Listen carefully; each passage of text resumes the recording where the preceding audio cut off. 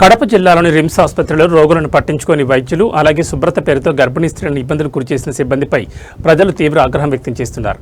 పురిటి నొప్పులతో రిమ్స్లో చేరిన ఒక గర్భిణీ స్త్రీని వైద్యులు పట్టించుకోలేదని ఆరోపణలు వచ్చాయి.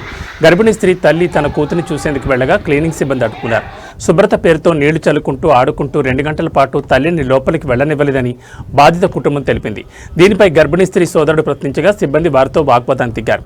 ఈ ఘటనతో ప్రజలు ఆగ్రహం వ్యక్తం చేస్తూ రోగుల పట్ల నిర్లక్ష్యంగా వ్యవహరిస్తున్న వైద్యులు, నర్సులు మరియు క్లీనింగ్ సిబ్బందిపై ఉన్నతాధికారులు చర్యలు తీసుకోవాలని డిమాండ్ చేస్తున్నారు.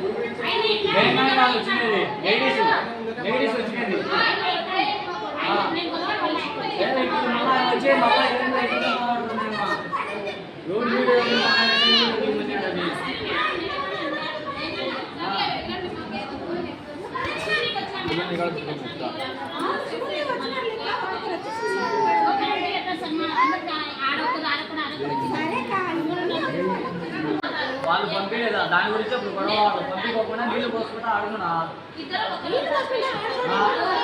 వీడియో చూపించమని వీడియో చూపించమని